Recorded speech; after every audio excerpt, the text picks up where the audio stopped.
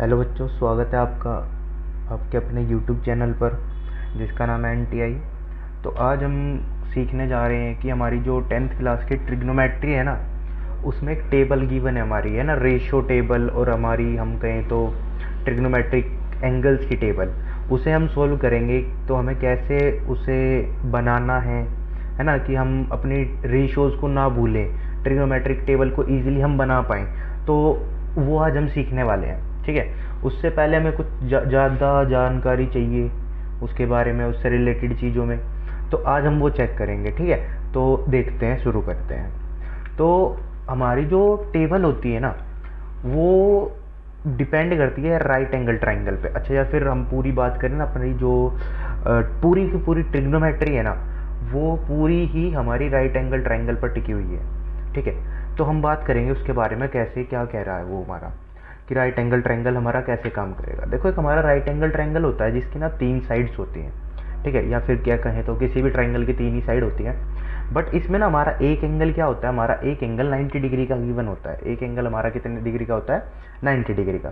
तो इसमें 3 साइड्स होती हैं, एक हमारी परपेंडिकुलर, एक हाइपोटेनियस और एक बेस, ठीक है। हमारी P होती है परपेंडिकुलर, B होती है बेस और H होती है हाइपोटेनियस, ठीक है। तो अब ना एक फॉर्मूला और होता है इसी को लेके, अभी हमें बेसिक बेसिक चीज़ें पता होनी चाहिए। एक फॉर्मूला होता है जिसे हम क्या कहते हैं, पाइथागोरस थ्योरम कहते हैं। क्या कहते हैं, पाइथागोरस थ्योरम।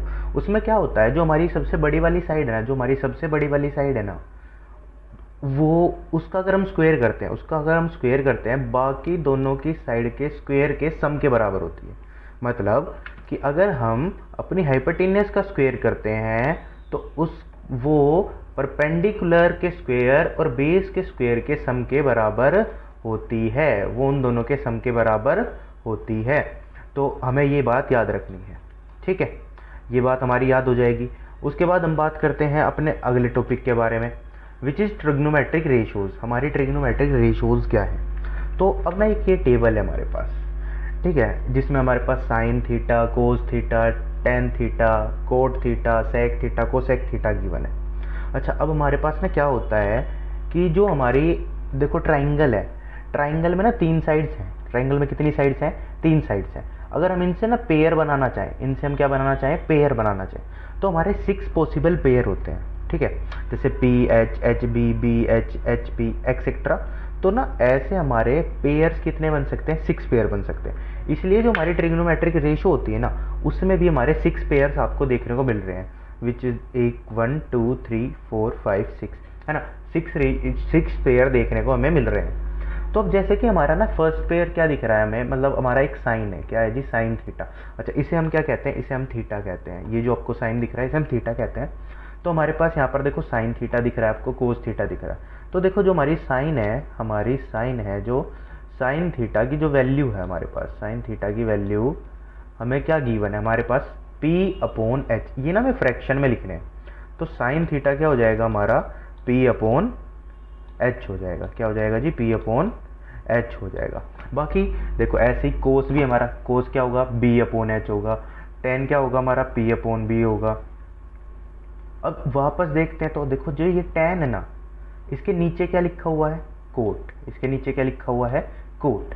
यानी कि जो कोट है वो टेन का उल्टा है। मतलब अगर हम कहें टेन, ठीक है, क्या कहें, tan theta equals to what, tan theta equals to what, tan theta equals to 1/कोट थीटा, 1/कोट थीटा, ठीक है। टेन थीटा हमारा क्या हो जाएगा, कोट थीटा के बराबर हो जाएगा, 1/कोट थीटा के बराबर हो जाएगा। तो ऐसे ही अगर टेन क्या है हमारा, पी है, टेन क्या है हमारा, पी है, तो वहीं पर कोट क्या होएगा हमारा, पी। यानी कि अब हम नीचे से ऊपर की तरफ देखेंगे, ठीक है। इसके लिए भी हम नीचे से ऊपर देखेंगे और इसके लिए भी हम नीचे से ऊपर देखेंगे, है ना। तो ऐसे ही हमारा कोसेक क्या हो जाएगा, H/P, यानी हाइपोटेनियस अपॉन में परपेंडिकुलर, ठीक है। तो ये सारी बात हमें याद होना चाहिए। ऐसे ही देखो हमारा, देखो साइन थीटा इक्वल्स टू हम क्या लिख सकते हैं, एक तो लिख सकते हैं P/H, और उसी का अगर हम 8 चैप्टर के अकॉर्डिंग बात करेंगे तो हम लिख सकते हैं 1/कोसेक। ऐसे ही हम कोस थीटा को B/H लिख सकते हैं और लिख सकते हैं हम 1/सेक, ठीक है। तो ये सारी बातें हमें याद रखनी है। अब थीटा ना कोई भी हमारा गिवन एंगल है जो हमेशा हमारे परपेंडिकुलर के सामने वाला एंगल होगा। परपेंडिकुलर के सामने वाला एंगल, परपेंडिकुलर के सामने वाला जो एंगल होगा, यानी एक ट्राइंगल है, इसमें जो ये एंगल होगा ना, ये वाला, ये हमेशा हमारा थीटा होगा। क्या होगा जी? थीटा होगा। परपेंडिकुलर के सामने वाला एंगल हमेशा हमारा थीटा होगा। ठीक है, तो अब हम अपनी कुछ बातों से, यहाँ पर से जो हमने पढ़ा है उससे ध्यान में रखते हुए हम चलते हैं अपनी टेबल की ओर कि हमें टेबल कैसे बनानी है। तो जब भी हमें टेबल बनानी है ना, तो उसमें हमें कुछ बातें याद रखनी है कि हमें ये जो वैल्यूज़ दे रखी है, साइन, कोस, टेन, कोट, सेक, कोसेक, है ना, ये आप देखो तीन हमेशा ना लाइन से ऐसे ही रखना, ऐसे ही हमें रखनी है। नीचे वाली जो तीन वैल्यूज़ हैं उन्हें हम आप आगे पीछे कहीं भी लिख सकते हो। ठीक है, तो ये तीनों लाइन से होनी चाहिए हमेशा। तो अब ना कुछ डिग्रीज होती है, एंगल्स होते हैं, ये ना थीटा की डिग्री है। जो हमने भी पीछे थीटा पढ़ा ना, थीटा क्या होता है, उसकी डिग्री है 0 degree, 30 degree, 45 degree, 60 degree, 90 degree, etcetera.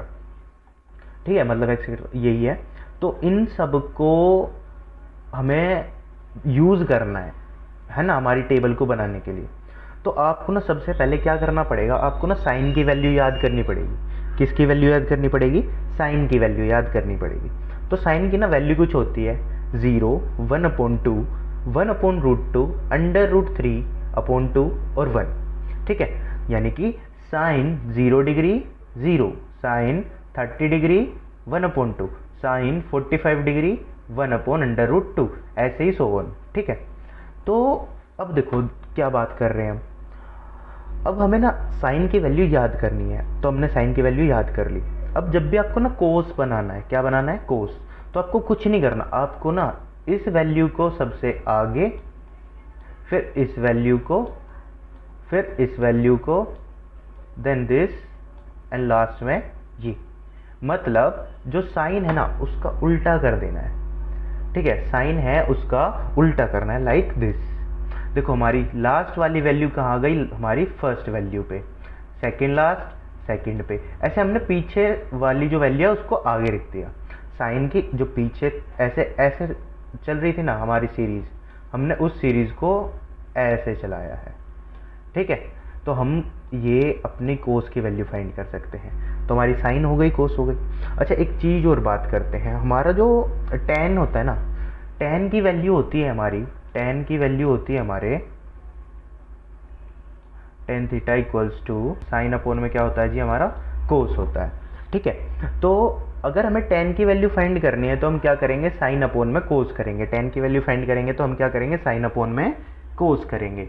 तो देखो अगर मैं साइन अपोन कोस करता हूँ, यानी 0/1 करता हूँ, तो क्या आता है? अच्छा देखो, कभी भी ना हम किसी भी नंबर से 0 को डिवाइड करते हैं, किसी भी नंबर से 0 को डिवाइड करते हैं, एक्स नंबर यानी कोई भी नंबर हो सकता है, जैसे कि 0/1 है अभी हमारे पास, तो हमारे पास ना इन्फिनिटी आंसर आता है, यानी कि नॉट डिफाइन, जिसका हमें सॉल्यूशन पता ही नहीं है, जिसका हमें सॉल्यूशन पता ही नहीं है कि आंसर क्या होगा।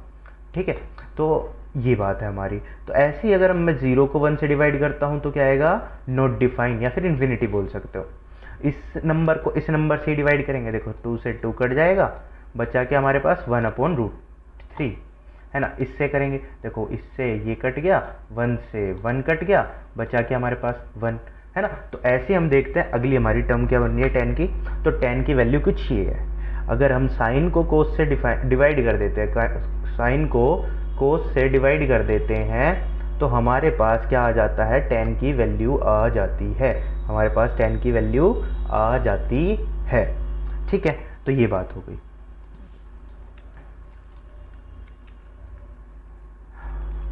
उसके बाद है हमारी कोट की वैल्यू। उसके बाद क्या है जी? हमारी कोट की वैल्यू।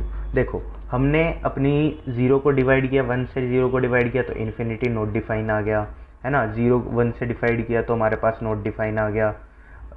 ऐसे हमारे पास देखो यहाँ पर भी देखो, अब 0 है, 0 का उल्टा क्या होता है ना। नॉट डिफाइन आ रहा है ना, 0 का उल्टा 1/0, 1/0 करोगे तो क्या आएगा? नॉट डिफाइन आएगा। ठीक है, उसके अलावा इसका उल्टा करोगे, देखो जो हमारा tan होता है वो कोट का उल्टा होता है, हमने पढ़ा था। जो हमारा tan होता है वो किसका उल्टा होता है? कोट का उल्टा होता है। तो देखो जो हमारा 0 है, 0 का उल्टा क्या? 1/0, रेसिप्रोकल 1/0। ठीक है, तो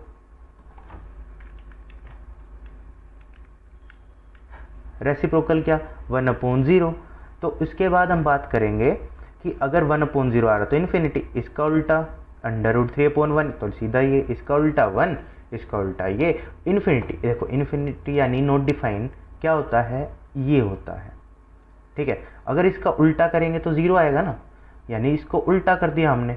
अगर इसको हम उल्टा कर देंगे तो आंसर क्या आएगा हमारा 0, तो ये आ गई हमारी 0, ठीक है। यानी कि कोट की वैल्यू जो फाइंड करनी है आपको, कोट की वैल्यू फाइंड करनी है तो आपको tan को उल्टा कर देना है, बस tan को क्या कर देना है, उल्टा।